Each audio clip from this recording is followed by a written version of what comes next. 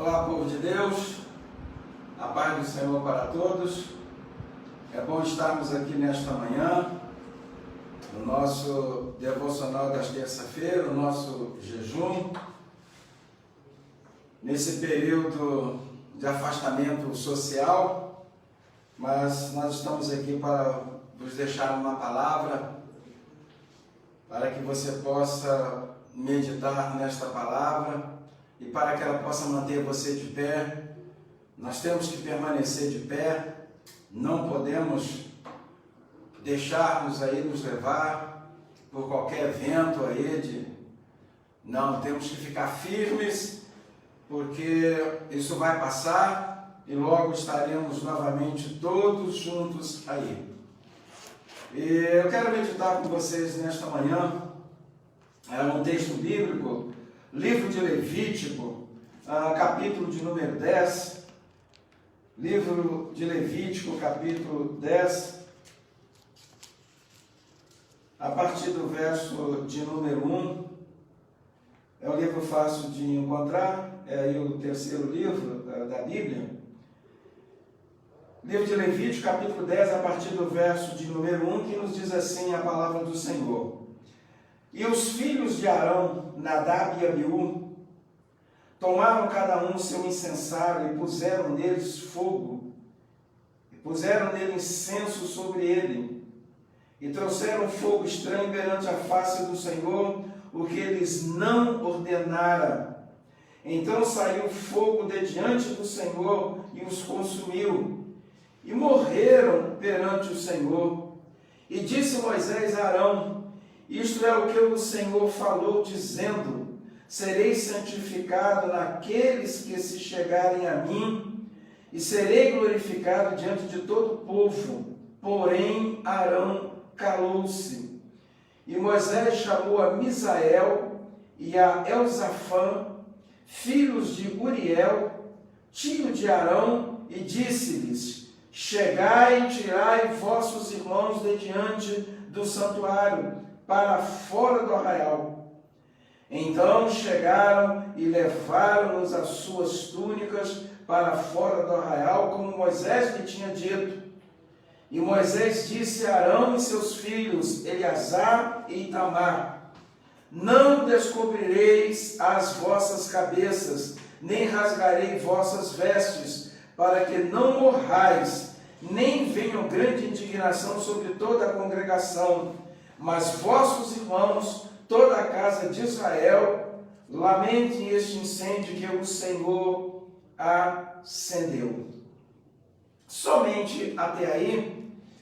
E queremos meditar nesses textos e faremos uma breve introdução, muito breve, muito rápida mesmo, porque queremos focar mais no texto e o nosso tempo aqui é um tempo pouco, e aqui ele tem que ser cronometrado mesmo, ele não pode passar. Então eu vou fazer uma introdução muito rápida mesmo, para depois a gente adentrarmos no texto. O livro do Êxodo, que é o livro anterior ao Levítico, ele trata exclusivamente do resgate do povo de Deus do Egito. Ele trata exatamente do resgate que o Senhor fez para tirar o seu povo da escravidão egípcia. E ele trata também da construção do tabernáculo, aquela construção feita por Bezaleel e Aholiabe, supervisionado por Moisés. Eles construíram o tabernáculo terrestre que Moisés copiou do original. Então ele trata da retirada do povo do Egito, o povo de Deus, Israel. Ele trata da construção do tabernáculo, o tabernáculo humano, e ele trata também de como o santo, o Senhor, aquele que é santo, infinitamente santo, independentemente santo, imutavelmente santo, ele também trata de como esse santo veio habitar no meio do povo. Aquele que era santo veio habitar no meio de um povo pecaminoso. Então o livro do Êxodo também trata também disso. O livro do Êxodo ele começa com um povo escravizado no Egito e ele vai terminar com um povo livre, o tabernáculo erigido e a glória do Senhor descendo sobre o tabernáculo naquele momento da inauguração. E o livro de Levítico ele dá a sequência, segue-se a vida, né? Segue-se a vida. O outro termina com o tabernáculo erigido, os sacerdotes querendo adentrar para ministrar e não conseguiam, porque a glória do Senhor tomou conta daquele tabernáculo. E o livro de Levítico ele dá continuidade a isso. Ele vem falar sobre a questão do serviço para Deus no tabernáculo.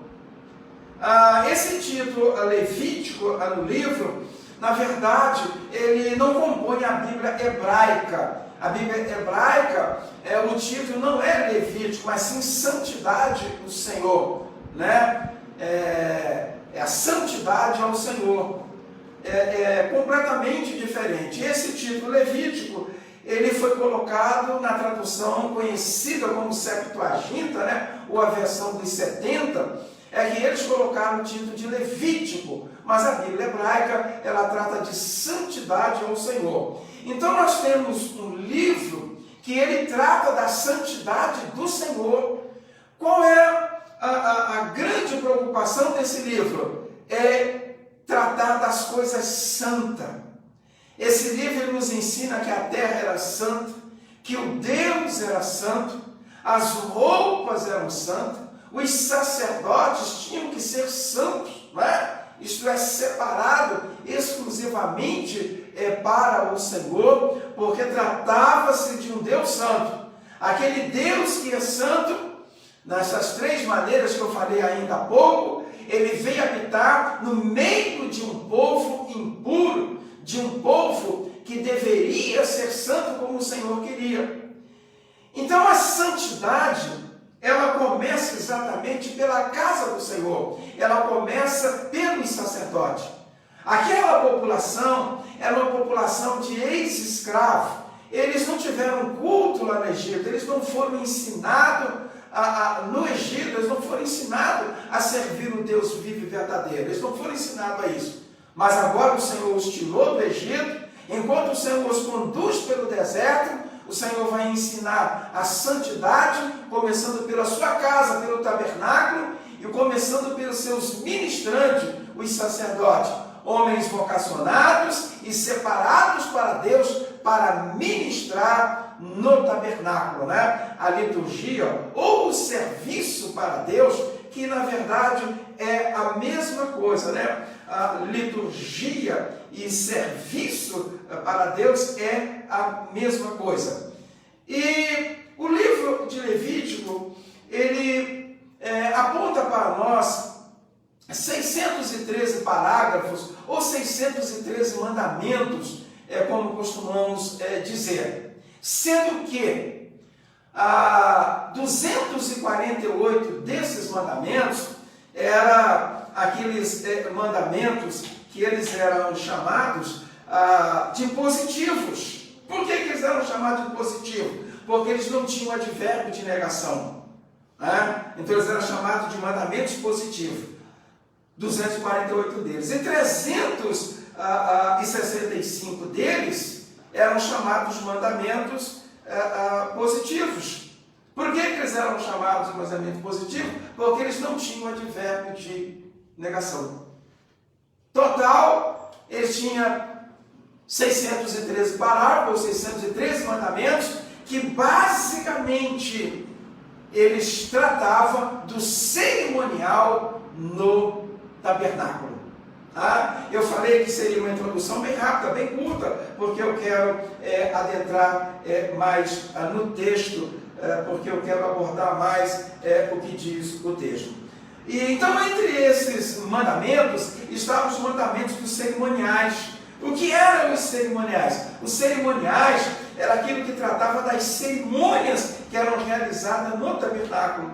a cerimônia, por exemplo, da purificação, da santificação dos sacerdotes, né? A limpeza dos sacerdotes, as cerimônias para a questão do pecado anual em Israel, e por aí vai. Então eles tratavam exatamente disso. E eles eram referentes ao ministério sacerdotal. O que isso quer dizer? Que eram os sacerdotes que cuidavam disso. Deus separou uma tribo, e nessa tribo o Senhor separou uma família, e esta família era a família sacerdotal.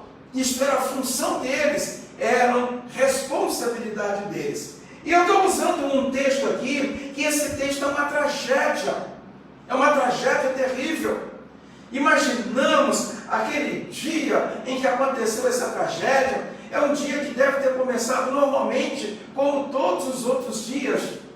Só que a gente descobre que esse dia aqui não era o dia do perdão anual para a nação de Israel, não era o dia de adentrar no Santo dos Santos e levar o incensário e oferecer ao Senhor incenso. Não era esse dia. Mas era um dia que deve ter começado normal como outros dias, e talvez as pessoas não poderiam pensar que aquele dia terminaria exatamente daquela forma trágica como terminou, quando o sumo sacerdote, ele perde 2 filhos que eram sacerdote. Eles não eram o sumo sacerdote, eles eram apenas sacerdote. E eu vejo no perfil desses homens, ou seja, eles eram sacerdotes, separados para ministrar o Senhor, mas a gente observa no perfil deles, devido ao que esses homens realizaram, que estava muito complicado o perfil desses homens. O texto nos diz que os filhos de Arão, Nadab e Abiú, tomaram cada um o seu incensário. Para adentrar no Santo dos Santos e oferecer o incenso ao Senhor, tinha que usar o incensário do sumo sacerdote, e somente o sumo sacerdote podia fazer isso. No Novo Testamento nós vemos isso no pai de João Batista, nós vemos no pai de João Batista, que naquele ano que antecede ali a gravidez da esposa, e que era o último ano de seu ministério, e logo ele seria jubilado, ele ficou feliz da vida, porque coube ele naquele ano adentrar lá no templo para oferecer ao Senhor o incenso. E na verdade esse ministério, ele acontecia na vida do sumo sacerdote. Isso era o ápice do seu ministério, era o ápice dele, quando ele tinha essa oportunidade de fazer. E o primeiro a fazer isso foi Arão, o pai desses 2 sacerdotes que morreram aí no interior. Arão, ele foi o primeiro sumo sacerdote. Não se tinha outro sumo sacerdote enquanto aquele sacerdote estivesse vivo, ou que terminasse o seu tempo de ministério. Então nós temos algumas coisas nesse texto muito complicadas. Nós temos aqui 2 pessoas que eram sacerdotes querendo fazer a função de sumo sacerdote. O sumo sacerdote estava vivo, que é o pai deles. Então eu vejo nesses homens, apesar de eles serem sacerdotes, como diz o próprio texto, mas eles fazendo coisas que eles não deveriam fazer, que não competia a eles a fazer. Os deveres do sumo sacerdote e os deveres dos sacerdotes e o dever dos levitas, Como sabemos que o número de levita era muito grande, então a linhagem sacerdotal, ela vinha daqueles que terminavam a sua genealogia na família de Arão. Então todo sacerdote, ele era levita, mas nem todo levita era sacerdote. Todo sacerdote ele era levita, mas nem todo levita era sacerdote. Todo sumo sacerdote, ele era levita e a sua genealogia, ela terminava em Arão, aquele primeiro grande sumo sacerdote que o Senhor separou, que o Senhor chamou para exercer, então, essa função de sumo sacerdote. Eu olho para o perfil desses dois moços, e aqui o texto nos diz que eles pegaram cada um o seu incenso, pegaram cada um o seu incensário, puseram neles fogo, colocaram o incenso e trouxeram fogo estranho perante a face do Senhor, o que eles não ordenaram. Eu vejo que um dos grandes problemas desses dois moços é que eles não tinham discernimento espiritual, eles não sabiam discernir entre aquilo que era puro e aquilo que era impuro. Eles não sabiam discernir entre as funções sacerdotais. Eu vejo nesses dois homens que eles não tinham esse discernimento.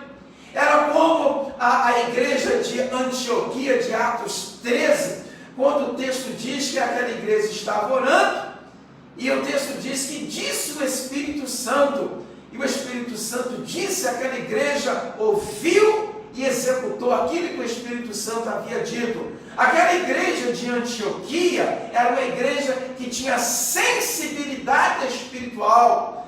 E o que eu vejo nesses ministros aqui é que eles não tinham discernimento espiritual. Eles não sabiam discernir entre as coisas do Senhor e aquilo que não era do Senhor. E uma segunda coisa que eu observo nesses dois sacerdotes é que eles eram homens que ignoravam as leis de Deus. Eles ignoravam a lei de Deus. Parece um absurdo, né? Sacerdote ignorando a lei de Deus. E quando eu uso a palavra ignorar aí, eu estou usando ela na raiz mesmo, no seu radical mesmo, ignorância, né? Ignorar, falta de. E aí no caso é falta de conhecimento. Significa que esses sacerdotes, eles simplesmente ignoraram a lei do Senhor. Um absurdo. Como é que eles foram separados, ordenados como ministro no tabernáculo e não conhecia as suas funções, não conhecia os seus deveres, não conhecia as suas obrigações, as suas responsabilidades? Seria como um obreiro hoje, na igreja do século 21, você ordena alguém a obreiro, ordena alguém a diácono, a presbítero, evangelista, pastor, e ele não sabe a função dele, ele não sabe o que ele vai fazer, alguma coisa está errada.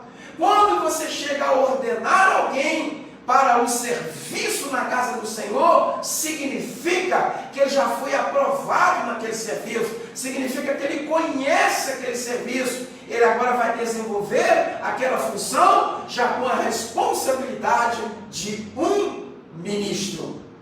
Ele não é mais um neófito, ele agora é um ministro, ele agora tem a experiência. E o que eu observo nesses dois sacerdotes é que eles ignoraram a lei de Deus.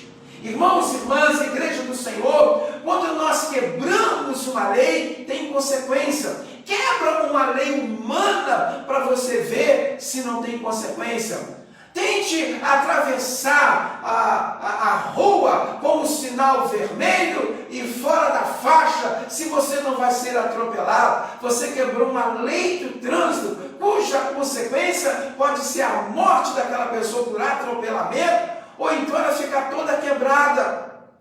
Se quando quebramos a lei do homem temos consequência séria, imaginamos quando quebramos a lei do Senhor, quando quebramos os mandamentos do Senhor, a ordenança do Senhor, os avisos do Senhor, imaginamos quando nós ignoramos isso.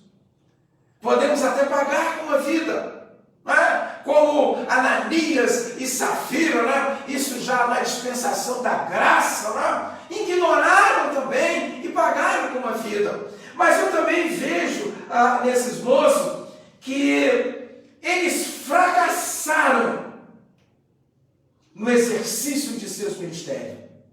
Observem, eu estou afirmando que esses dois homens, esses dois sacerdotes, eles fracassaram nos seus ministérios.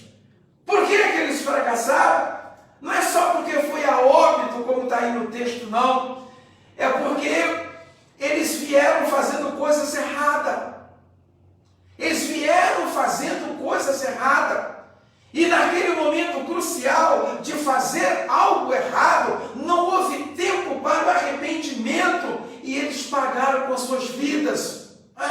E significa que esses homens, eles fracassaram nos seus ministérios. Igreja do Senhor, quanta gente está aí fracassando em seus ministérios, quanta gente está aí fazendo coisas erradas no ministério, pensando que não tem consequência. Não é mais a lei, não prevalece mais a lei. Glória a Deus que não prevalece, porque senão estariam fulminados, não teriam nem tempo de arrependimento. Mas observamos o seguinte: há sempre consequência quando quebramos a lei do Senhor. A Bíblia diz: tudo que o homem semear, ele vai colher. Tudo que o homem plantar, ele vai colher. O que você quer comer? Eu quero comer uva. Então plante uva, porque se você plantar manga, você nunca comerá uva. A lei do Senhor, ela permanece assim. Eu preciso estar atento. Há consequência muito séria quando eu quebro a lei do Senhor, quando eu quebro os mandamentos do Senhor, os avisos do Senhor, os imperativos do Senhor. Há consequência. E esses dois moços, eu observo que eles fracassaram em seus ministérios. A igreja do Senhor, que nós possamos estar atentos para não fracassarmos no ministério. Temos que estar atentos, não podemos fracassar. Nós somos vocacionados e chamados pelo Senhor, exercemos uma função ministerial, temos responsabilidade diante do Senhor, diante da sua igreja, que Jesus comprou, adquiriu e resgatou com o seu sangue. Nós temos essa responsabilidade. Nós não podemos fracassar de jeito algum nesse ministério. Não podemos. O Senhor conta conosco. Fomos chamados, vocacionados pelo Senhor. Imaginamos então procedermos como esses dois sacerdotes e fracassarmos no ministério? Não podemos. Esteja atento. Não podemos fracassar. Temos que chegar lá no final e chegarmos vitoriosos, porque há uma linha de chegada e o Senhor nos aguarda, Ele nos espera lá e nós não podemos fracassar. Mas eu também observo no perfil desses sacerdotes que eles não respeitaram o ministério de seu pai. Eles não respeitaram o ministério do próprio pai. O pai deles é o sumo sacerdote, Arão, com funções específicas, em que ninguém podia simplesmente usurpar uma posição, e eles então não respeitaram isso. A igreja do Senhor, há quantos filhos de pastores por aí, filhos de ministros por aí, fazendo exatamente como esses dois aqui. Simplesmente eles não estão respeitando o ministério pastoral de seus pais. Quantos estão fazendo o que eles querem fazer, procedendo da maneira que eles querem e esquecem que o ministério é de seus pais? Seu pai tem responsabilidade nesse ministério. Quantos nem ajuda o pai a carregar os seus ministérios e vão procedendo aí de qualquer maneira, de qualquer jeito? Quantos filhos estão assim, não respeitando mais o pai, não respeita mais o ministério do pai, abandona o ministério do pai, sai, abre uma outra denominação e não congrega mais ali com o pai?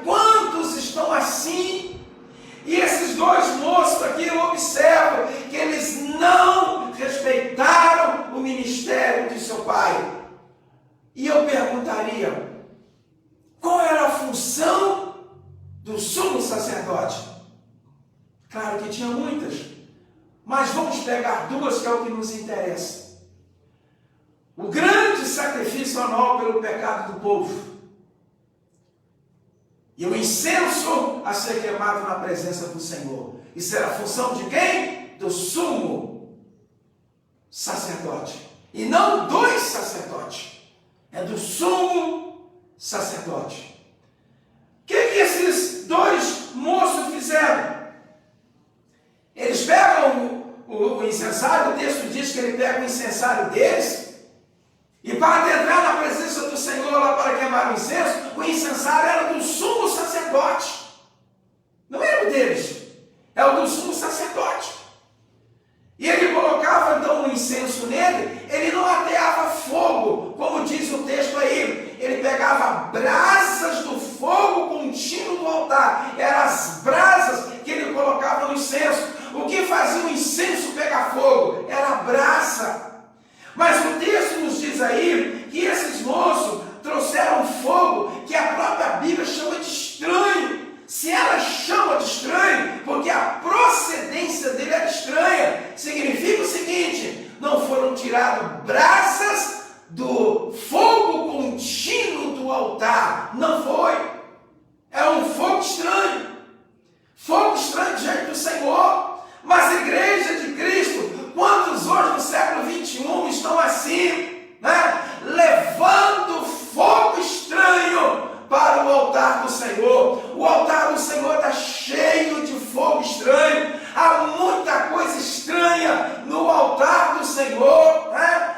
Observamos que o templo, aonde cultuamos o Senhor, lugar separado para adoração, quantos têm virado lugar de baile, lugar de discoteca? Quantos têm profanado o templo do Senhor? Na Europa isso é normal, né? Funciona uma igreja de manhã e naquele mesmo lugar funciona uma boate à noite. E então assim, mas no Brasil, em que temos templos fixos, aonde qualquer denominação consegue construir um templo, não precisa ser gigantesco, não. Não é como aquele templo lá de Salomão, lá em São Paulo, não precisa isso, não. Um templo normal, a maioria das denominações tem condição de fazer. Significa que é um lugar separado para adoração para o Senhor, porque o Senhor é santo, kadosh, literalmente santo, e significa que muitos não estão respeitando isso. Talvez você diga, não, pastor, o senhor está exagerando,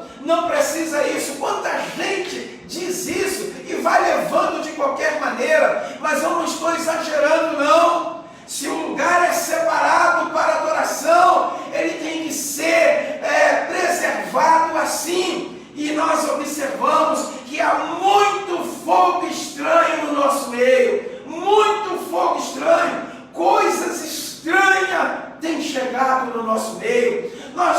Algumas denominações não têm mais a Bíblia do Senhor, a Bíblia original, né? Ela está adulterada. Temos aí a igreja contemporânea com uma Bíblia exclusiva para eles, para defender os seus pensamentos, mas nós não queremos chegar a esse patamar, não. Queremos manter o altar do Senhor santo. Homens e mulheres de Deus têm que ser santos para ministrar uma igreja que é santa, para ministrar os ensinos santos que vêm de um Deus santo, e nós temos que ter um lugar exatamente separado para tal coisa. E observamos aqui que esses moços, eles não respeitaram o ministério dos seus pais. Não respeitaram nem lugar para adoração. Levaram um fogo estranho lá para dentro. Eram homens que usurparam o ministério do Pai. Homens simplesmente que usurparam o ministério que era do Pai. Não competia a eles a fazerem isso, mas eles foram fazer algo que não competia a eles. Usurparam aquilo que era do Pai. Nós não entendemos o porquê que o Pai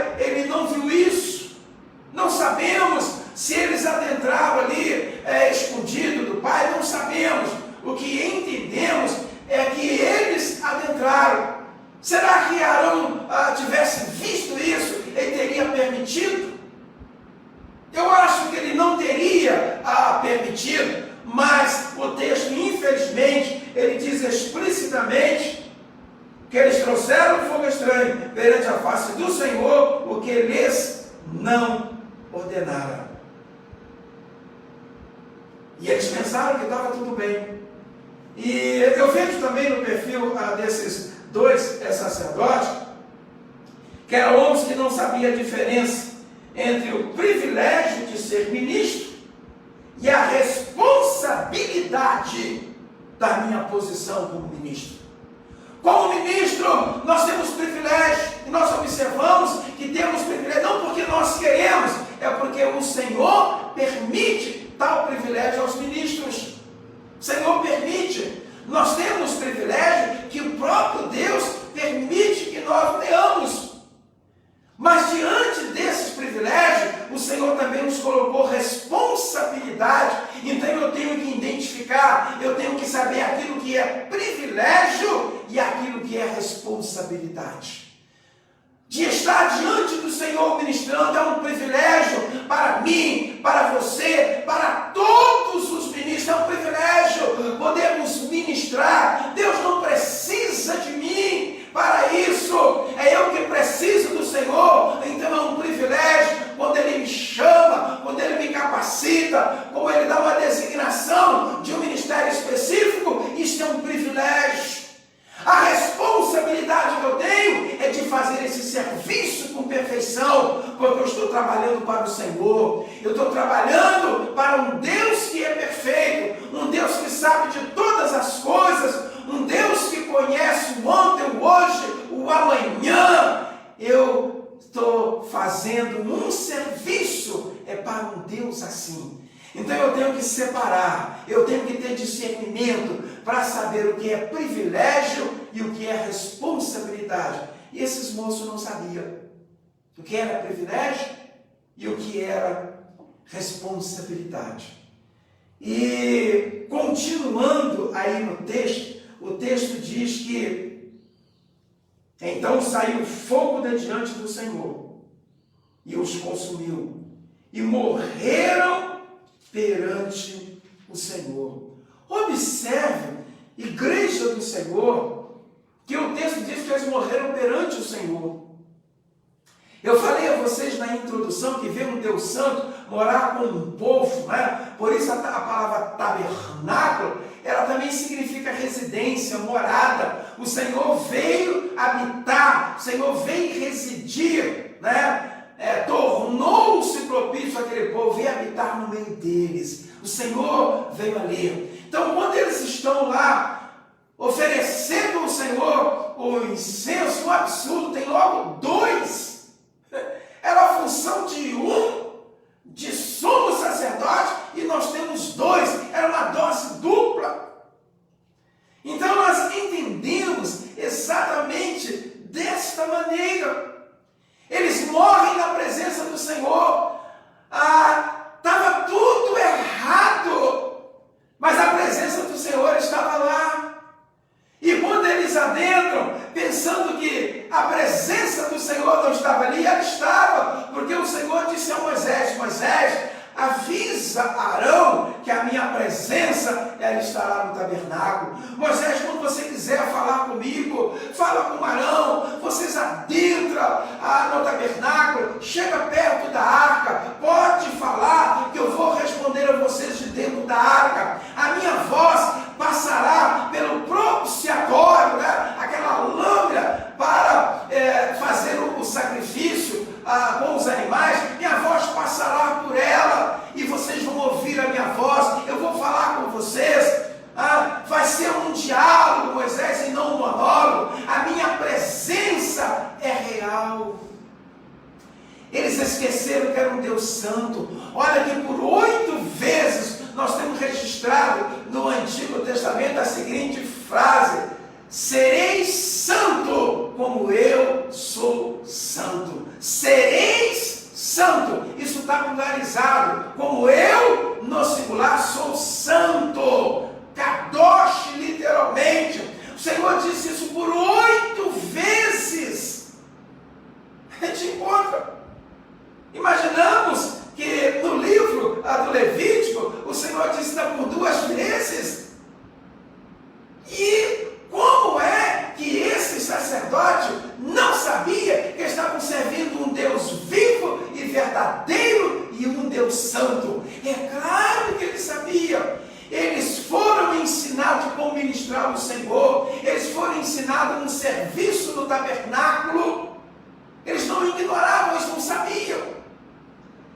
E aí, eu entendo o seguinte, esses dois moços, diante de uma situação dessa em que tudo estava errado, no serviço litúrgico no tabernáculo, e a gente observa o seguinte, o texto diz que, e disse Moisés a Arão, isto é o que o Senhor falou dizendo, serei santificado naquele que se cheguem a mim, e serei glorificado diante de todo o povo. Porém Arão calou-se. O que Moisés estava dizendo? Olha, lembra quando Deus falou que quando alguém estiver ministrando diante dele, ele é santificado nessa pessoa? A presença dele é real, ele está atento a tudo que está acontecendo, para saber se o culto está sendo oferecido a ele, para saber se aquele serviço é para ele ou é para o homem. Observamos hoje que quantas denominações estão cultuando o homem, estão adorando o homem, e o culto não é para o homem, não. Tem pessoas que saem do culto e dizem assim, o culto hoje não foi bom. Por quê? Porque eu não senti arrepio. Não, o culto não é para você arrepiar, não. Não. O culto não é para você, o culto não é para mim, o culto não é para nós, o culto é para o Senhor, é para Ele. Quem tem que dizer se o culto foi bom ou se não foi bom, não sou eu, é Deus que vai dizer. O culto ele é uma via de mão dupla, nós mandamos o louvor, a adoração é para o Senhor, e depois o Senhor de lá do trono, Ele manda a sua palavra. Tem que ser pregadores inspirados, pregadores ungidos pelo Senhor, com a unção para ministrar o povo do Senhor. Então é uma via dupla, mas o culto não é para mim, o culto não é para a igreja, o culto é para o que é santo, é para o santo do santo, não é para nós, os seres humanos. Então, quando terminar o culto, você não tem que dizer se o culto foi bom, ou se você gostou, se você não gostou. Que você pode não ter gostado, e Deus gostou. Você pode não ter gostado de louvor, e Deus gostou daquele louvor, porque saiu da alma de quem estava louvando. Quem estava ali louvando, estava louvando para o Senhor, e não para homens, como nós encontramos hoje, pessoas adorando o homem, pessoas dando louvor ao homem, engrandecendo o homem e esquecendo-se de Deus. Continuando aí no texto, o Moisés então disse, olha, isso está errado, Arão. Por isso é que o texto diz que, porém, Arão se calou. E Moisés chamou a Misael e a Elzafã, filhos de Uriel, tios de Arão, e disse-lhes, chegai e tirai vossos irmãos de diante do santuário para fora do arraial. Observem que Moisés, ele conhecia bem a lei do cerimonial. Imaginamos se Moisés pegasse qualquer pessoa, disse assim, entra lá, qualquer pessoa aí, pega qualquer gente aí e manda lá dentro para tirar os dois jovens que estão mortos lá dentro. Tem até aquela máxima, que Meyer Pia diz na sua literatura, o cordão umbilical, quando o sacerdote morria lá dentro do santuário, ele era puxado pelo aquele cordão. Não. Isso, infelizmente, está lá no livro cultural dos judeus, mas biblicamente, não. Biblicamente, nós observamos que 2 pessoas morreram lá dentro, puxaram para o cordão umbilical, negativo. Não. Você vai encontrar isso no Talmud, no Sidur, mas não. Na Bíblia você vai encontrar que Moisés pegou 2 levitas, filhos exatamente tios de Arão. Na verdade eram primos dos meninos que haviam morrido. Eles têm uma linhagem. Moisés não mandou qualquer pessoa lá dentro, não. Senão a tragédia seria pior. Se adentrasse qualquer pessoa lá, seriam fulminados lá dentro. Moisés mandou as pessoas corretas. Significa que Moisés conhecia a lei do cerimonial, como está registrado no livro de Levítico. E adentrou esses 2 moços que tinham linhagem e trouxeram para fora esses 2 jovens sacerdotes mortos lá dentro. Mas deixa eu te dizer uma coisa, Arão ele teve 4 filhos homens. 4 filhos homens. Homem ele teve 4. É Nadab e Abiú, como está aí, e Itamar e Eliezer. Esses dois moços, eles não deixaram linhagem, eles morreram sem ter filhos. Quando nós pegamos a genealogia do sacerdote, para terminar na família de Arão, nós descobrimos que só Eliezer e Itamar, eles adentram na linhagem, porque eles tiveram filhos. Mas esses dois moços não, eles encerrou o ministério, encerrou a linhagem deles termina ali, eles não têm mais a linhagem sacerdotal, não deu sequência à vida deles, à família deles, como família pastoral, como família de sacerdotes, eles não tiveram esse privilégio por causa de um erro. Quantos pastores aí, apressadamente, têm pego os seus filhos, que não são vocacionados, não estão chamados pelo Senhor, colocam no ministério, ordenam como pastor, mas eles não têm chamada, não foram chamados pelo Senhor. Quantos estão assim? Estão perdidos no ministério, estão perdidos na casa do Senhor. Entendamos, a geração futura deles acabaram. A geração futura deles acabou ali. E o seu ministério também encerra ali, porque eles vão a óbito. Eles fracassaram terrivelmente em seus ministérios. E hoje nós observamos quanta gente está por aí cometendo erros em cima de erros no ministério, e nós olhamos para elas, e elas estão vivas ali, estão vivendo, e muitos estão pensando que está tudo bem, que está tudo certo, porque a pessoa não foi fulminada, ela continua ali pregando, continua ensinando, e vai levando os ministérios. Quantos estão por aí cantando, fazendo tanta coisa, e com a vida toda estraçalhada, toda arrebentada, como eles ainda não foram fulminados, eles pensam que está tudo bem, mas não está tudo bem não. Espiritualmente essas pessoas estão acabadas, espiritualmente Deus não está mais com elas, porque elas não têm compromisso com Deus. Deus tem compromisso comigo quando eu tenho compromisso com Ele e com a sua palavra. Há uma direção que nós temos que caminhar nela. Não podemos caminhar aí de qualquer jeito, de qualquer maneira, não. Nós não somos do mundo, apesar de estarmos no mundo. Jesus disse: vós não sois do mundo. E Jesus disse para o Pai: Pai, eu não peço que os tire do mundo, mas guarde eles enquanto eles aqui viver. Jesus disse uma coisa seríssima, entre milhões de coisas sérias que ele disse também essa, disse: olha, fiquem atentos, preguem a palavra, porque eles ouviram a minha palavra, e se eles ouviram a minha palavra, eles vão ouvir também quando vocês pregarem, porque estarão pregando a minha palavra, a palavra genuína. Mas muita gente está por aí, perdida na casa do Senhor, como esses dois sacerdotes. Mas observamos ainda o seguinte: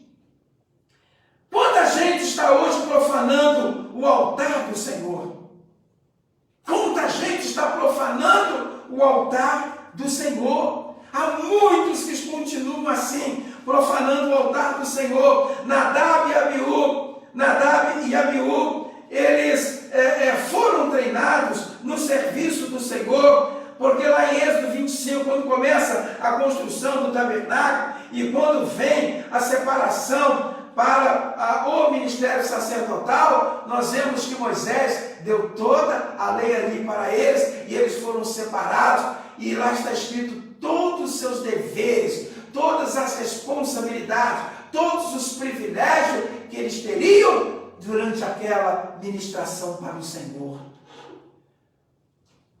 Aí, amada igreja do Senhor, eu quero abordar com você um ponto que eu acho muito importante.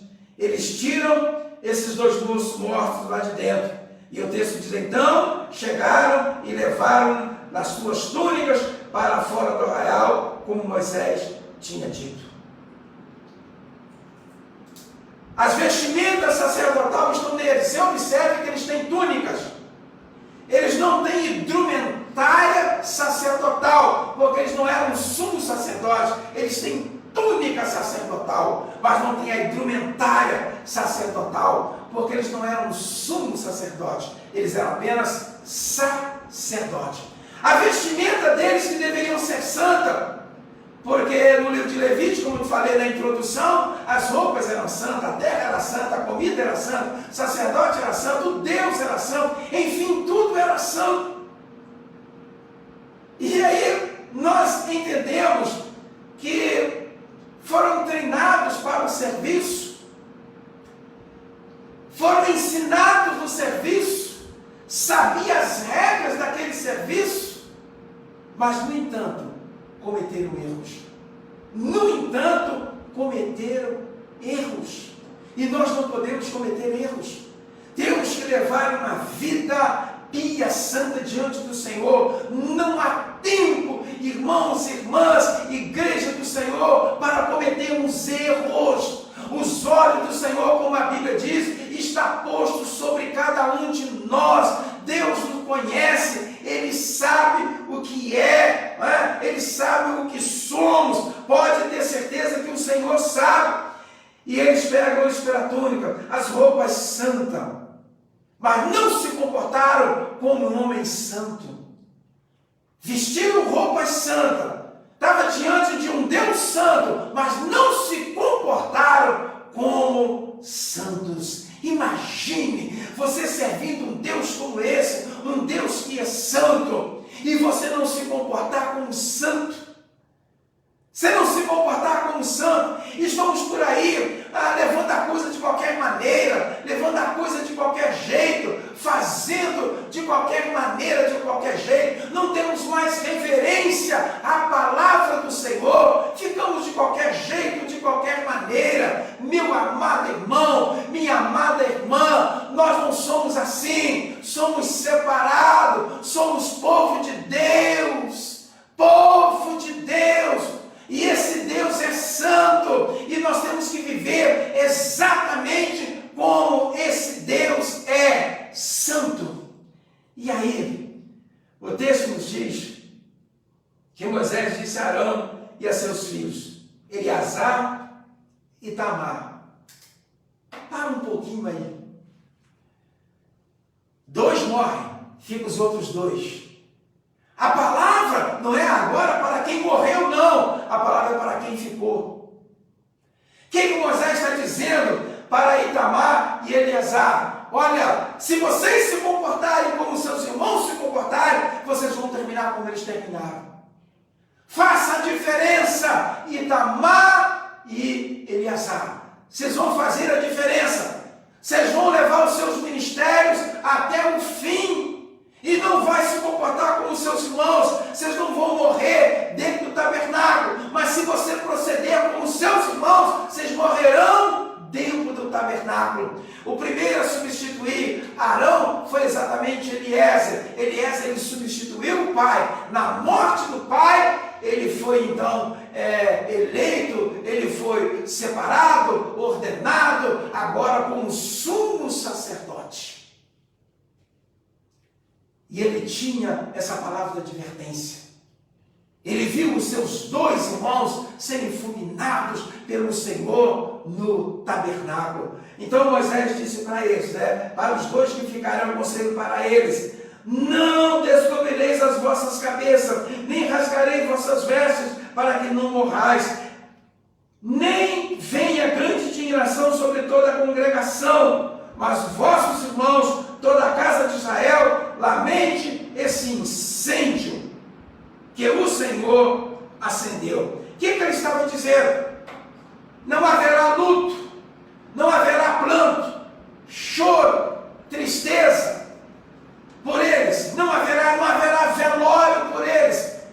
Arão, nem Eleazar, nem Itamar puderam simplesmente chorar os seus irmãos. Eles não puderam pegar cinza, colocar sobre a sua cabeça, vestir vestes de saco, humilhar diante do Senhor. Eles não puderam fazer isso. Eles não puderam curtir aquele período simplesmente de luto.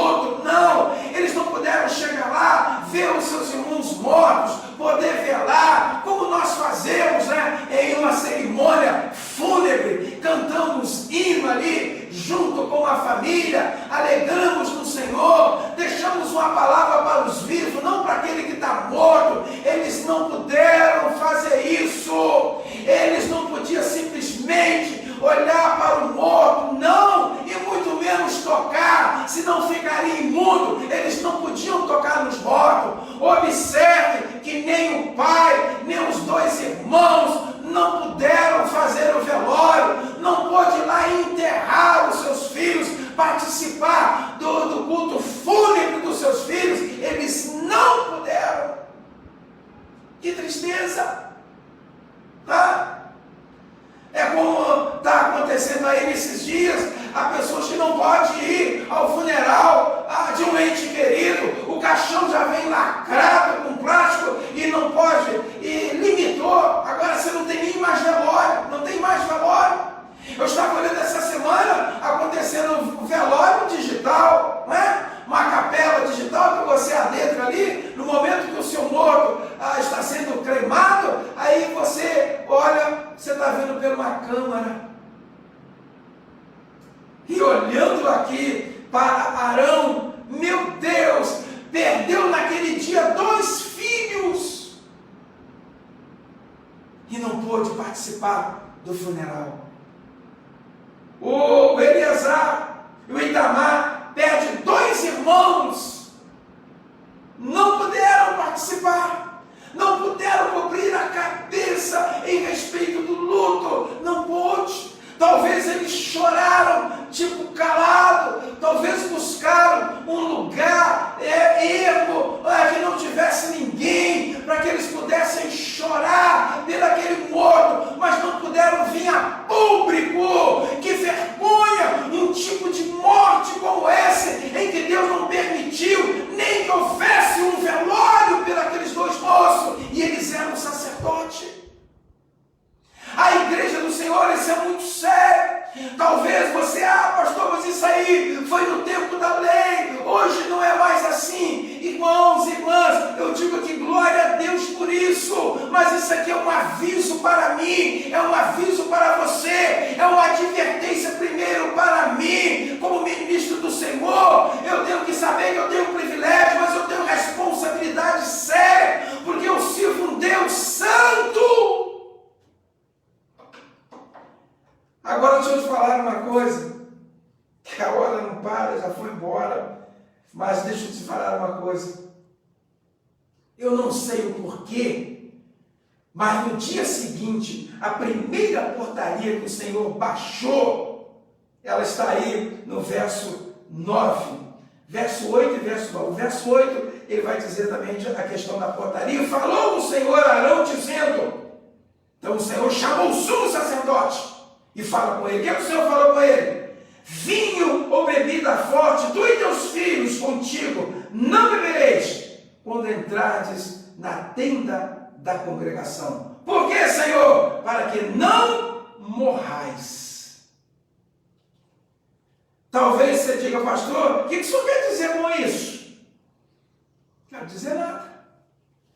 Quero dizer a você é que no dia seguinte o Senhor baixou uma portaria. E qual a portaria que o Senhor baixou? Arão, vai avisando aí as gerações futuras de sacerdote, de sumo sacerdote, quando adentrar na minha presença, quando adentrar no tabernáculo, não pode beber vinho, nem bebida forte.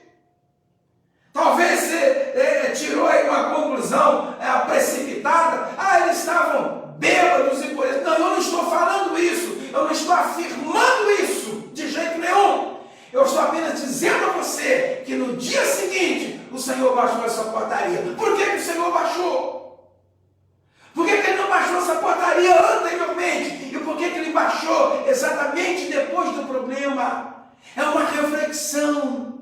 Uma reflexão. Eu preciso estar sóbrio quando adentro na presença do Senhor. Paulo vai nos dizer em Romanos capítulo 12 que o culto é racional, tem raciocínio. Eu preciso raciocinar. O culto é um culto racional. Eu tenho que estar com as minhas faculdades mentais prontas, preparadas, saber quem eu estou adorando, por que eu estou adorando, como eu estou adorando.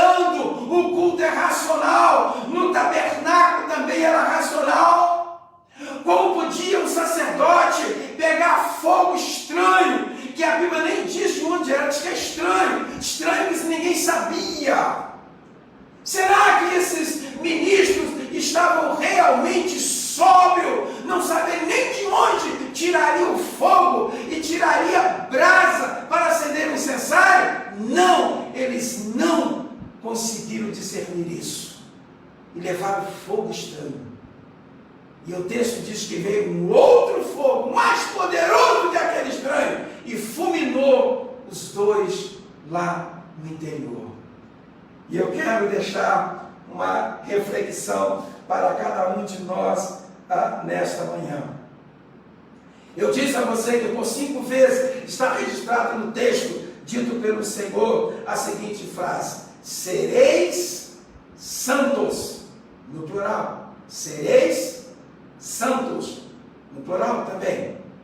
Porque eu, o Senhor, eu, o Deus vivo e verdadeiro, Deus de Israel, o Jeová, sou santo. Igreja do Senhor, que nós nessa manhã ficamos com esta palavra para meditarmos sobre ela e sabermos que nós servimos um Deus vivo, um Deus verdadeiro, um Deus que não está morto, um Deus que está vivo. Que eu e você sejamos santos como Ele é santo. Aliás, é um lema, da nossa bandeira, da nossa denominação: santidade ao Senhor. Ficamos com esta palavra nesta manhã, guardamos ela em nosso coração, para nós não pecarmos contra o Senhor. Que Deus vos abençoe nesta manhã. Nós estaremos agora nesse momento terminando o nosso culto como terminamos, normalmente às terça-feira, E eu vou aproveitar que a nossa secretária está aqui, a Suzy, e ela estará cantando, aquele hino maravilhoso que você na sua casa pode também cantar também, louvar o Senhor. Suzy, louvar o Senhor. Paz, irmãos. Vitória a Deus dará a mim, eu sei. Vitória a Deus dará a mim, eu sei. Se eu andar na sua luz, confiar só em Jesus, vitória a Deus dará a mim, eu sei. Aleluias. Vamos estar orando e vamos estar também empreitando a bênção apostólica. Então, mesmo aí no recesso do seu lar, você estará recebendo a bênção apostólica. Fica aí de olho nas redes sociais aí da igreja, Nosso pastor tem sempre um aviso aí para falar para nós, nos orientarmos, para continuarmos aí fazendo a obra do Senhor. A igreja, ela segue caminhando, como assim diz o nosso superintendente, Reverendo Sérgio Santos. Nosso Deus e nosso Pai, graças te damos, ó Deus, por termos concedido esse momento, esse privilégio, Pai, de poder estar aqui, unidos e reunidos na Tua presença. Senhor, muito obrigado. Ó Deus, obrigado pela Tua mão de poder que tem estado sobre a Tua igreja. Pai, continua cuidando de cada um como Tu tem cuidado. Ó Deus, cuida da nossa família, Senhor. Ó Pai, nesses momentos tão difíceis, Senhor, aonde, Pai, a nossa fé não pode ser abalada, aonde nós temos que continuar caminhando e confiando em Ti, crendo, ó Deus, no escape. Pai, a nossa família está nas Tuas mãos, a igreja do Senhor em toda a face da terra está nas Suas mãos, porque o Teu Filho é Senhor da igreja, e Ele mesmo disse: edificarei a minha igreja, e o poder do inferno não vai prevalecer contra ela. Temos confiado em Ti, Senhor, cremos no Teu poder, e Pai, sabemos que Tu é poderoso para guardar a Tua igreja. Oh Senhor Santo, louvado e engrandecido seja o Teu nome. Pai, sede, Senhor, com o nosso pastor, reverendo Cláudio, toma ele nas tuas mãos, Pai, sede como teu filho, ó Deus, com a sua esposa Raquel, como o seu filho Caio, ó Deus, a família pastoral, Pai, desta igreja, Senhor, toma nas tuas mãos, caminhe com teus filhos, vai à frente deles, jogando por terra toda a astúcia do inimigo, todo o plano do inferno, decreta, ó Deus, a derrota de todos eles, nenhuma arma maligna, nenhuma ferramenta maligna preparada contra o teu filho não há de prevalecer, porque há poder no teu nome. Tu és aquele que quebra a lança, quebra o arco, quebra a flecha e lança o carro de guerra no fogo. Pai, muito obrigado. Pai, ainda durante esse dia, Senhor, cuida de cada um de nós, nos nossos afazeres, Senhor. Continua, ó Deus, conosco. Nos leva, Pai, em segurança, guardados e protegidos pelas tuas mãos de poder. E os teus filhos e filhas que estão nos seus lares, guarda cada um deles, Senhor, que seja acampado os teus anjos, Senhor, ao redor de cada um dos teus filhos e filhas, para que eles sejam guardados, ó Pai, nesses momentos tão difíceis. Assim, ó Deus, choramos, te pedimos e te agradecemos, em nome de Jesus, que o grande amor de Deus, o nosso Pai, a graça que veio por meio de nosso Senhor e Salvador Jesus Cristo, as eternas consolações do Espírito Santo de Deus, seja com todos nós que aguardamos a vinda do Senhor, que possamos dizermos todos amém.